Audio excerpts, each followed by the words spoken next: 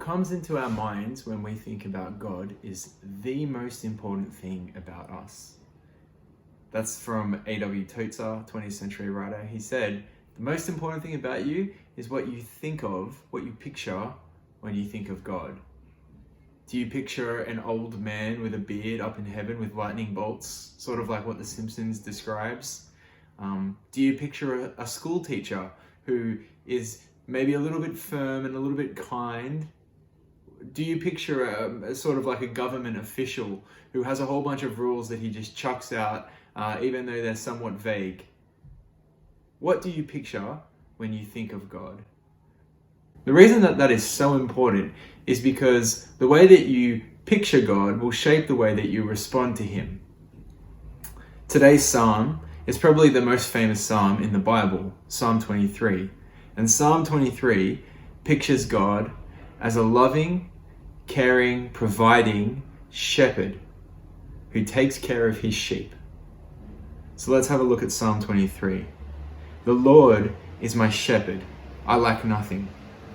He makes me lie down in green pastures. He leads me beside quiet waters. He refreshes my soul. He guides me along paths of righteousness for his name's sake. See, this God is pictured like a shepherd. And we can depend on this shepherd because we know that he has our best interests at heart. This sheep, he says, I lack nothing. He knows that his shepherd guides him along paths of righteousness. He knows that his shepherd leads him beside quiet waters. He leads his sheep to green pastures. He restores his soul. And even in our most fearful times, God gives a great promise to his sheep. Have a look at verse 4. Even though I walk through the valley of the shadow of death, I fear no evil, for you are with me. Your rod and your staff, they comfort me. You prepare a table before me in the presence of my enemies. You anoint my head with oil and my cup overflows. There's this amazing promise here that even in our most dreadful and fearful times, the valley of the shadow of death, God will be with us. This is a fantastic promise that we see happening all through the Old Testament, that God will be present with his people. When God calls Moses to go and deliver his people from Egypt, Moses says to God, who am I that I should go to Pharaoh and bring the Israelites out of Egypt? And God says to Moses, I will be with you.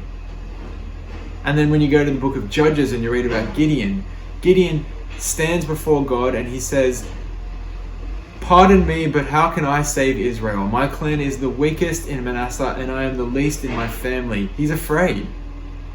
And God says to Gideon, I will be with you.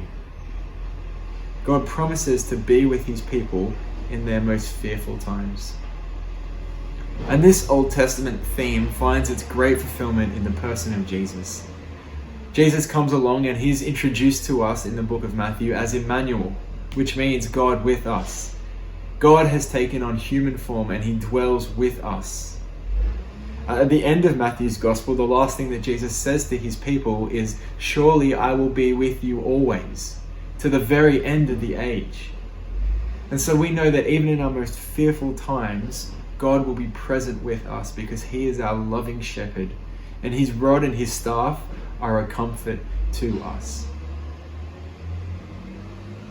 The psalm finishes by telling us, it starts by telling us that God is with us, and then it tells us, verse 5, that he goes before us, which is a great comfort because it means that in all times, God has gone ahead of us and he is providing for us in the way forward. And he walks alongside us in the present as we struggle. And then finally, we're told that he's with us, we're told that he's before us, but then we're told what's following us. Surely your goodness and your love will follow me all the days of my life, and I will dwell in the house of the Lord forever. So as we walk through this dark valley that we're currently walking through, follow the Good Shepherd and know that following you is his goodness and love. Take that into your day and be encouraged in the way that you think about God.